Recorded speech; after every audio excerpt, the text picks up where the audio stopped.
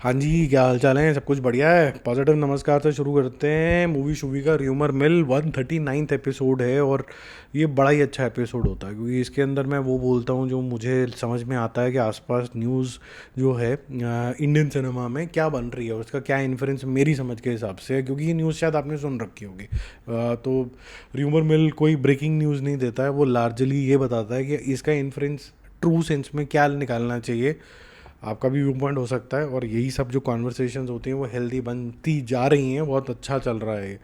तो महाअवतार जो है एक भगवान वाली और मूवी जो अब बॉलीवुड से आ रही है, तो अब क्योंकि वो यहाँ से आ रही है तो पता नहीं अब कैसे उसका रिसेप्शन होगा, क्योंकि जैसी साउथ में आती है तो ऐसे पकड़ कर प्रणाम करके नीचे लोग लोट पोट हो जाते हैं। बट जो लोग बना रहे हैं इसको, वो मैंने देखा है कि अपना काम ईमानदारी से करते हैं। चाहे वो विक्की कौशल हों, चाहे वो मेढॉक हों, और मेढॉक हर जॉनर के अंदर थोड़ी डिटेलिंग के अंदर जाता है, जिसकी वजह से उनकी पिक्चरें फेल नहीं होती हैं।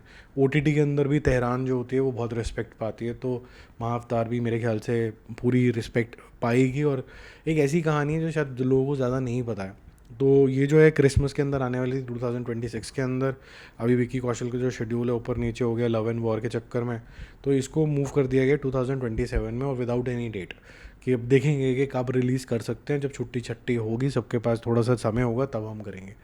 ठीक है, मतलब कोई रश नहीं करना चाहिए, और पिक्चरें बहुत आ रही हैं तो ऐसा भी नहीं है कि मतलब हमें सूखा पड़ा हुआ है। ठीक है, अच्छी पिक्चर आएगी, थोड़ी सी सूखा होना चाहिए ताकि हमारी जो क्रियोसिटी और बढ़ जाए, ईगरनेस बढ़ जाए कि भाई ये जो मूवी है कब आएगी यार, तो उससे ओपनिंग भी अच्छी मिलती है। तो आगे चलते हैं। एक मलयालम सिनेमा में दलकर सलमान ने प्रोड्यूस करी है पिक्चर, कल्याणी एक्ट्रेस है इनके अंदर। ये लोक लोक बोलते हैं ना, जैसे लोक होते हैं, डिफरेंट लोक होते हैं। लोक करके स्पेलिंग है इसके, चैप्टर 1 चंद्रा करके है, चंदा या चंद्रा ऐसे करके कुछ है। ठीक है, तो ये मैं इसका ट्रेलर देख रहा था, तो पहले तो वो मलयालम में चला, फिर एक और मैंने ढूंढा तो वो हिंदी वाला चला। तो वो ये जो वर्जन है ये काफ़ी अच्छा लगा मुझे। जिस तरीके से इसका ट्रीटमेंट है, लार्जली आपको कोई भी सुपर पावर नहीं दिखाई गई है, ये इंट्रीगनेस छोड़ दी गई है कि इसके अंदर क्या सुपर पावर होगी। और दूसरी बेस्ट चीज़ ये है कि यूजली आप जैसे ही सुपर ह्यूमन की बात सोचते हो, सुपर हीरो की बात सोचते हो, तो कोई मेल कैरेक्टर आपके दिमाग में आ जाता है। मतलब पहला ही चैप्टर हो और वो एक वुमन सेंट्रिक हो, ये थोड़ा कम होता है। तो मलयालम सिनेमा को बोला जाता है कि भाई कुछ कटिंग एज करते रहते हैं ये। तो ये कटिंग एज है इस सेंस के अंदर कि ब्रेव है। आप चाहते तो दलकर सलमान को लेके ही कुछ पहला ही सुपर हीरो बना देते, बट इन्होंने वो सिंपल रास्ता नहीं लिया। और क्योंकि ये चैप्टर 1 है, तो और कई सारे आर्टिस्ट आई होप के ऐड होते चले जाएंगे चैप्टर 2 3, और एक पूरा एक यूनिवर्स सा इसके आसपास बन जाएगा। तो इंटरेस्टिंग लग रही है। टीज़ कर देती है आपको बस ये, लेकिन बहुत ज़्यादा चीज़ें नहीं बताती है कि क्या पावर है, क्या है, क्यों है। वो आप अब मूवी में डिस्कवर करो। और इससे पहले मिनल मुरली नाम की पिक्चर आई थी, जो कि मेरे ख्याल से 29 करोड़ रुपीज़ में ही बनी थी, नेटफ्लिक्स पे आई थी कोरोना टाइम के आसपास में ही। और अच्छे खासे तरीके से उन्होंने एक सुपर हीरो फिल्म, जिसमें वीएफएक्स की भी ज़रूरत होती है, बहुत कुछ होता है, वो डिलीवर कर दी थी। तो लोका से भी यही उम्मीद होगी। अब तीसरे नंबर पे चलते हैं, जो सैफ और अक्षय कुमार की मूवी आ रही है हैवान, जिसको प्रियदर्शनी बना रहे हैं। वो काफ़ी इंटरेस्टिंग तरीके का कॉन्सेप्ट है, जिसके अंदर सैफ यूजुअली जो विलन बनते हैं वो हीरो हैं, और जो अक्षय कुमार है जो यूजुअली हीरो बनता है वो विलन है। और जब कभी भी अक्षय कुमार विलन बना है, वो पिक्चर अच्छी इफेक्टिव आई है, ताकि जैसे अजनबी वगैरह ये सब चीज़ें आई थी, बॉबी देओल के साथ जो पिक्चर थी वो अच्छी थी, और उसमें अच्छा विलन का रोल किया था। इसके अंदर मोहन लाल की भी एंट्री हो गई है एज अ स्पेशल जेस्टर, क्योंकि प्रियदर्शनी की जो लास्ट मूवी होगी, क्योंकि ये मूवी ख़त्म करने के बाद वो आपकी भूत बंगला आएगी अक्षय कुमार के साथ, उसके बाद मोहन लाल साहब के साथ एक थ्रिलर होगी जो इनकी लास्ट पिक्चर होगी। उसके बाद ये रिटायरमेंट ले लेंगे, गोवा शोवा जाके जहाँ भी जाना होगा, मतलब रॉकिंग चेयर पर बैठ के, मतलब अगर बियर पीते हैं या चाय पीते हैं, जो भी पीते हैं, तो बस वही सब कर रहे होंगे वो, अच्छी रिटायरमेंट लाइफ। तो बढ़िया है यार, प्लान सेट है उनका। बहुत कम लोगों को एक क्लैरिटी होती है, तो उनकी क्लैरिटी है कि अब मेरे को यहाँ रुक जाना है। और इतने सारे फिल्में मैंने तो अभी अक्षय कुमार के मुंह से ही सुना था कि इनकी शायद एक या दो पिक्चरें ही पिटी हैं, मतलब इन्होंने हिट ही दी हैं सिर्फ प्रियदर्शनी ने। तो आई होप कि अक्षय कुमार जो इस साल बैक ऑन ट्रैक तो आए हैं, लेकिन वो सुपर डुपर हिट वाली पिक्चरें नहीं आई हैं उनकी, मतलब कोई भी फ्लॉप नहीं हुई, लेकिन सुपर डुपर हिट भी नहीं हुई। तो होपफुली अब ये 2026 जो होगा वो हिट, सुपर हिट के जोन में जाएगा। फोर्थ नंबर पे चलते हैं। देखो, और ये मैंने अपने बॉक्स ऑफिस रिपोर्ट में भी आपको बोला था कि भाई वॉर 2 को 9 अक्टूबर को रिलीज़ कर रहे हैं या फिर 12 सितंबर अमेज़ॉन पे आपको कुली देखने को मिल जाएगी। ये सब वायरल हो चुका है, ऐसा नहीं है कि मैं ही आपको बता रहा हूँ। ये बदतमीज़ी वाली न्यूज़ है, क्योंकि 2 पिक्चरें हैं, 12 दिन ही हुए हैं, उनको क्यों बताना है ये सब चीज़ें। ठीक है, मेरे पास ये बड़े सारे मैसेजेस आते हैं कि भाई ये देखो ये आ गया, तो मुझे गुस्सा आता है कि भाई है तो इंडियन सिनेमा, किसी का तो नुकसान होगा, चाहे वॉर 2 वाले भाई साहब का हो चाहे कुली भाई साहब का हो, हुआ तो सही ना नुकसान। तो सिनेमा को नुकसान नहीं होना चाहिए। आपको पता चल गई है OTT डेट, मैं पहले OTT डेट बताता था अपने चैनल के ऊपर, आपने नोटिस किया होगा, अब मैं नहीं बताता हूँ। मैं इसीलिए नहीं बताता हूँ क्योंकि अगर if you really love cinema तो आप थिएटर में जाके देखो। मैंने छोड़ दिया है बताना। किसी से मैं गुफ्तगू कर रहा था कि भाई थिएटर में ज़्यादा जाना चाहिए, OTT नहीं होना चाहिए, तो फिर मेरे दिमाग में आया कि फिर OTT की डेट भी क्यों बतानी है। जब आएगी तब आएगी, जब OTT बिल्कुल क्लोज टू रिलीज़ बता देगा अपने आप ही, एक हफ़्ता पहले बताते हैं यूजुअली वो, तो बता देंगे। तब तक उससे पहले ही अगर बता दो कि आने ही वाली है तो लोगों के दिमाग में चलता रहता है फिर थिएटर भी क्यों ही जाना है, तो उससे तो और नुकसान होता है बल्कि। 5th नंबर पे चलते हैं। सनी संस्कारी की तुलसी कुमारी, जैसे बद्रीनाथ वाला जोन था ना, जो बद्रीनाथ की दुल्हनिया वगैरह शशांक खेतान ने बनाई थी, ये उसी जोन की पिक्चर है। और बस नाम थोड़ा सा चेंज कर दिया है। इसके अंदर आपको विकी कौशल और पूरे बाराती भी दिखेंगे, साथ साथ में बहुत सारे लोग हैं इसके अंदर। रोहित शराफ वगैरह भी हैं जो कि अब किसी तरीके से कुछ कुछ कैंप में घुस रहे हैं धीरे धीरे करके। और फिर एक जो एक्ट्रेस हैं वो जाह्नवी कपूर हैं।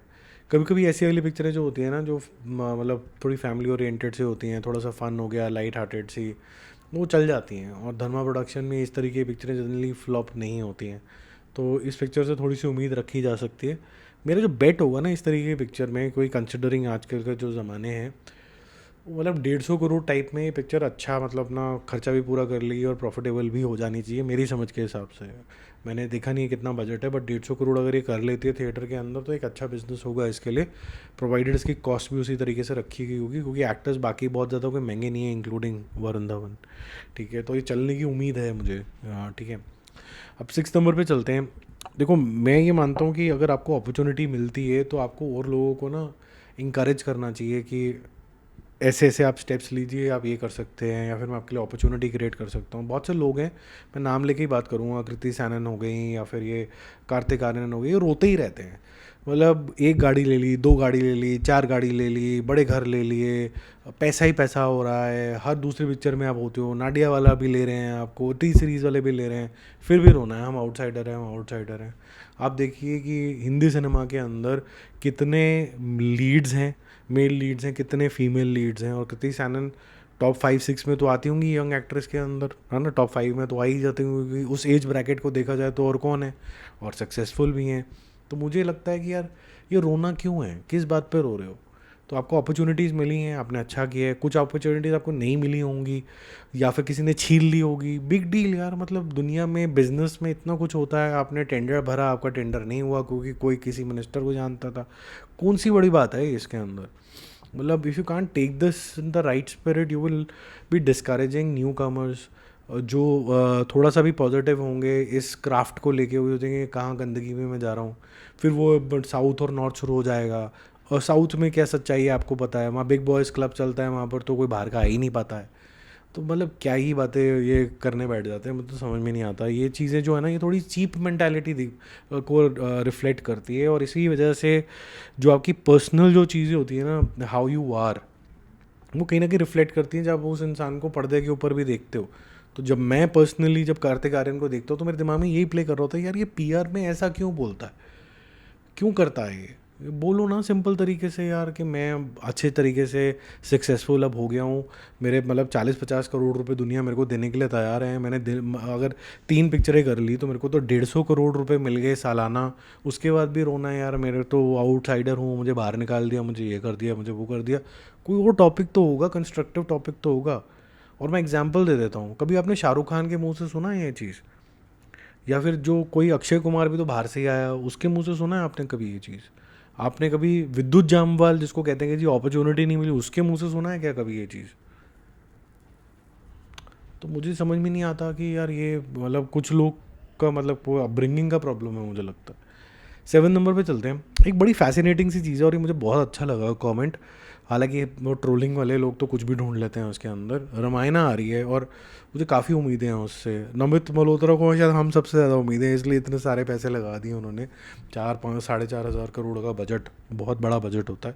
उन्होंने बोला मैंने सिर्फ ये सोचा है कि इंडियन ऑडियंस के लिए तो एक भावना है, उनको तो रखना ही है दिमाग के अंदर, बट मेरे लिए लार्जली ये है कि फ़ॉरेन ऑडियंस को एक एक हमारी गाथा की तरफ ना मैग्नेट की तरह अट्रैक्ट करना है। All this was in English but मैं आपको हिंदी रूपांतर बना रहा हूँ। तो अगर वहाँ नहीं चली ना तो मेरे लिए बड़ी डिसअपॉइंटमेंट होगी। तो हम फेल हो गए। जिस इंसान को ये पता होता है कि what is my target, what is how will I calculate my success and what is my failure, उसका फेल होने का चांस कम होता है। उसकी प्रिपरेशन इसका मतलब सॉलिड है, उसको पता है वो क्या कर रहा है। ठीक है, तो I just hope and wish him luck कि जिस स्पिरिट से एटलीस्ट ये बन रही है वो बहुत अच्छी है। अब ये ज़बरदस्ती का लोग गंद ना मचाएं इसके अंदर तो अलग बात है, क्योंकि जैसे कोई रोड़े बरोड़े आपको पता ही है, टीका टूका लगा के बस टीका ही समझ में आता है उनको, उनको कर्म तो समझ ही नहीं आता है। तो भाई वो बंदा बोलता है कि भाई वो तुम रामचंद्र जी ने उड़ के क्यों तीर मारा। भाई तू वहाँ खड़ा था कि रामचंद्र जी उड़े थे कि नहीं उड़े थे। आप भाव देखो, आप थोड़ा ड्रामेटाइज वर्जन है वो देखो। आप जब आप कोई कार्टून देखते हो उसके ऊपर जब रामायण का कोई भी वर्जन देखते हो उसके अंदर भी एक इस तरीके का थोड़ा सा क्योंकि इतना ग्रैंड स्टोरी है तो मतलब ऐसा तो नहीं है कि एक तीर तू मार एक तीर मैं मारता हूँ खड़े खड़े बस चल के मुझे लग गया और वो चला गया, ऐसा तो नहीं होगा ना। थोड़ा ड्रामाटाइज्ड वर्जन होगा। तो इतना ज़बरदस्ती का क्रिटिसिज्म नहीं हो सकता। तो ये मेरे ख्याल से अगर सही स्पेस में रहा, लोगों का दिमाग सही रहा, क्योंकि ये मेरे ख्याल से ना तो बॉलीवुड की पिक्चर है ना ये साउथ की पिक्चर है, ये इंडियन पिक्चर है ट्रूली। और इसको सपोर्ट करना बहुत ज़्यादा ज़रूरी है सबको मिल के, ताकि जब ये बाहर जाए बड़ा धमाका मचाए तो ये इंडिया को प्राउड फील कराए और फिर बहुत सारी स्टोरीज और जाएं। और मुझे, मैं जेन्युइनली बोल रहा हूँ, मुझे एक तेलुगु मूवी से भी बहुत उम्मीद है जो शायद पार्ट 2 बहुत बड़ी हो सकती है कल्कि से। अगर कल्कि को ढंग से बाहर प्रमोट कर लिया, अगर वो राजा मौली वाला मार्केटिंग दिमाग लगाया कि मतलब करो इतना और दिखाओ इतना वाला जम, तो वो उसमें तो दम भी है। कल्कि वाज अ सुपर्ब स्टोरी। वो अगर पार्ट 2 ढंग से इंटरनेशनली भी अगर अच्छे तरीके से कर दिया तो sky is the limit for that movie also, मतलब ये मुझे लगता है पर्सनली। और प्रभास के बहुत सारे फैंस भी हैं बाहर, तो ऐसा नहीं है कि रिकग्निशन नहीं है, इंस्टेंट रिकग्निशन भी मिल जाएगी। अब आगे चलते हैं। ये चीज़ क्वेश्चन ये आपके लिए है। देखो वो कहते हैं ना कि फिल्म कहीं ना कहीं थोड़ा सोसाइटी से इधर उधर से आती हैं। आपको पता है हमारा लीगल सिस्टम जो है वो थोड़ा सा कभी कभी मजाकिया हो जाता है। मजाक तो नहीं होता, वहाँ सब सीरियस ही होता है कि किसी को डेट नहीं मिल रही है, डेट मिल रही है तो इंसाफ नहीं मिल रहा है, कोई बस हर बड़ी तारीखों में ही उलझा हुआ है, या फिर कोई किसी पे गाड़ी चला के चला जाता है। कई सारे आपने जॉली LLB 1-2 में केसेस सुने होंगे इस तरीके के, जो कभी कभी सटायर की वजह से आपको हंसी आती है लेकिन वो उसमें बहुत दर्द होता है। तो ऐसी दर्द वाली जो कहानी है वो आपको जॉली LLB 3 में दिखेगी। एक्चुअली आप देखोगे तो जो भी कुछ हो रहा होगा वो दर्द नहीं, किसी के लिए दर्द नहीं है जिससे हंसी आ जाती है, कोई किसी को सटायर बोलते हैं। Extra truth is satire basically कि इतना सच बोल दिया तो उसमें हंसी आ जाती है। तो इसमें केस हो गया इसके ऊपर कि भाई आपने जज साहब को मामू क्यों बोल दिया, आपने लीगल सिस्टम का मजाक उड़ा दिया, तो इसको पहले सॉल्व करो फिर जॉली LLB के केस सॉल्व करना। तो मेरे ख्याल से तो वो क्या होता है कि अगर सिस्टम के अंदर इस तरीके के फ्लॉज हैं तो उसको करेक्ट करें। जिन्होंने पिक्चर बनाई है उन्होंने तो फिल्मी चीज़ बनाई है, तो उनके पीछे पड़ने से तो कुछ होगा नहीं। ठीक है, तो मुझे तो ये लगता है, आपको क्या लगता है ज़रूर बताना। अब देखो मेरे ख्याल से जो सैयारा जो मूवी है उसने एक बहुत इंपॉर्टेंट चीज़ करी है कि जो confidence in romantic movies, not rom com, romantic movies, वो ना आ गया प्रोड्यूसर्स के अंदर, तो लोग बनाना चाह रहे हैं वो। तो चाहे वो अंदाज 2 टाइप के कुछ गंदे अटैम्प्ट हों, कुछ अच्छे अटैम्प्ट भी हैं। फिर एक और अटैम्प्ट हो रहा है जिसके अंदर जो डायरेक्टर हैं वो मिलाप जवेरी हैं, जो किसी ज़माने में बहुत अच्छे डायलॉग्स लिखा करते थे, इफेक्टिव हुआ करते थे उनके डायलॉग्स। एक दीवाने की दीवानियत करके उनके मूवी डायरेक्ट कर रहे हैं और हर्षवर्धन रानी है उसके अंदर, सोनम बाजवा हैं। ये मैंने देखा जिस तरीके से slow motion top shots use करे गए हैं, वो आपको लगता है कि सैयारा के डायरेक्टर मोहित सूरी के जोन में वो जाता है। डायलॉग्स जो हैं वो टिपिकल उसके जैसे हैं, मिलाप जावेरी जैसे ही हैं, वो थोड़े ओवर द टॉप होते हैं वो थे। बाकी मुझे ये मूवी के अंदर जो जो केमिस्ट्री होती है ना, बेसिकली जो दर्द होता है वो बोल रहे हैं डायलॉग से, लेकिन मुझे फील नहीं हुआ, टू बी वेरी ऑनेस्ट। जो सयारा में फील हुआ वो इसमें फील नहीं हुआ मुझे। तो ये अब देखने वाली बात होगी कितना चलती है। हालांकि हर्षवर्धन राणे के बिकॉज ऑफ जो पास्ट में उन्होंने मूवीज़ करी हैं उसे काफ़ी फ़ैन फॉलोइंग बन गई है, और री रिलीज़ भी जो उनकी हुई, कौन सी मूवी हुई भूल गया नाम, बट उसने भी अच्छा खासा पैसा कमा लिया। तो एक उम्मीद है उनसे कि थोड़ा सा हल्का सा एंटी, हल्का सा रोमांटिक, अनप्रडिक्टेबल जोन का एक कैरेक्टर अगर वो और करे तो बढ़िया हो जाएगा। शायद वही अटैम्प्ट है ये, लेट्स सी कैसा होता है। ठीक है, अब 10 नंबर पे चलते हैं। अब उनको, आपको पता ही है, विवेक अग्निहोत्री चुप तो रहते नहीं है, कुछ भी बोल देते हैं उठा के। तो उन्होंने बोला कि भाई आउट ऑफ नो टाइम मैंने एक पिक्चर बनाई जॉन अब्राहम के साथ, वो तो ना बस उसको बोलना ही नहीं आता था, वो बड़े सारे टेक लेता था, ये था वो था। पर पहले तो आपको भी समझ में नहीं आई थी, आप भी तो वो कोई स्लीजी सी पिक्चरें पहले बना रहे थे, ठीक है। और आप बोल रहे थे कि भाई वुमेन बॉडी जो होती है ऐसी होती है, वो वैसी होती है, दिखाना चाहिए। तो आप भी तो डिसोरिएंटेड थे, और कोई जना बाहर से आया, उसका वो फील्ड भी नहीं है, वो सीखने की कोशिश कर रहा, तो ऑब्वियसली वो टेक देगा। तो मुझे तो पहले वो कमेंट ही ठीक नहीं लगा, तो मुझे ये आदमी भी ठीक पर नहीं लगता है, क्योंकि इसकी जो सोच है वो पॉइंट ऑफ व्यू रखने के बजाय वो लड़ाने वाली जो कॉन्वर्सेशन होती है ना, वो तो आओ भाई सर फाड़ो एक दूसरे का। तो मुझे ये आदमी पसंद नहीं है। अपना व्यू पॉइंट सेम ही व्यू पॉइंट आप इस तरीके से भी रख सकते हैं जिससे लड़ाई ना हो, लेकिन वो ऑब्जेक्टिव लगे। तो जॉन अब्राहम ने भी, क्योंकि बिकॉज इज़ वेरी पॉलिश्ड, वो इसकी तरह गिरा हुआ इंसान तो नहीं है, तो वो क्या करता है कि वो उसने भी बोला कि भाई मैं अगर पिक्चर बनाऊंगा कभी, या फिर मैं प्रोड्यूस करता हूँ पिक्चरें आजकल, तो मैं कश्मीर फाइल, छावा, बड़ी सारी पिक्चरें उनका नाम लिया कि मैं नहीं बना सकता ऐसी पिक्चरें जहाँ पर 1 मिनट भी किसी के अंदर कोई थॉट आए कि ये पॉलिटिकली ड्रिवन है। ठीक है, मैं न्यूट्रल बनाना चाहता हूँ, और मैं थोड़ा सच बनाना चाहता हूँ। तो अगर आप मेरी मूवी डिप्लोमेट वगैरह भी देखोगे, या फिर ये अभी जो उनकी पिक्चर आई है Z5 के ऊपर ये भी देखोगे, तो तेहरान, उसके अंदर भी आप यही नोटिस करोगे कि अगर India has disowned the spy, तो मैंने वो भी सच बता दिया है। तो मेरे को तो वैसी चीज़ें ज़्यादा अच्छी लगती हैं। और मैं जितना भी जॉन अब्राहम को समझा हूँ, तो जियो पॉलिटिकल सेंस तो इसकी भाई की बहुत अच्छी है। तो उन्होंने भी बोला कि भाई अगर तू मुझे ऐसे बोलेगा तो मैं भी ऐसे बोल दूंगा फिर, ठीक है, लेकिन मैं पोलाइटली बोलूँगा। तो फिर विवेक अग्निहोत्री बोला मैं तो फिर पूरे कपड़े खोल दूंगा। बोला अगर तू बेटा तो एक काम कर, तू सिर्फ जिम में जा और प्रोटीन खा। तो मुझे लगा कि अब ये बिलो द बेल्ट हो गया। तो ये बात ठीक नहीं है कि विवेक अग्निहोत्री कोई भगवान की औलाद नहीं है कि मतलब जो भी वो बोलेगा, जो भी वो करेगा, मतलब भगवान का वचन हो जाएगा। और अगर उसको कोई थोड़ा सा भी छेड़ोगे तो फिर वो किसी को मतलब उसी ऊपर मतलब पाउंस होना शुरू हो जाएगा। तो ये मुझे बिल्कुल ठीक नहीं लगा।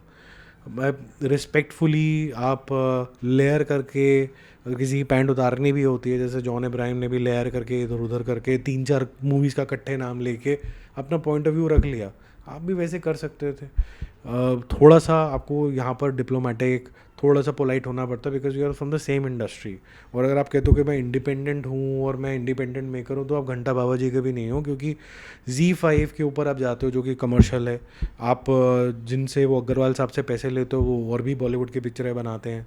आप जब पैसे कमा लेते हो तो वो जाके कश्मीर में नहीं दे देते हो, या बंगाल में नहीं दे देते हो, या फिर किसी पॉलिटिकल पार्टी को नहीं दे रहे हो, तो आप खुद अमीर हो जाते हो।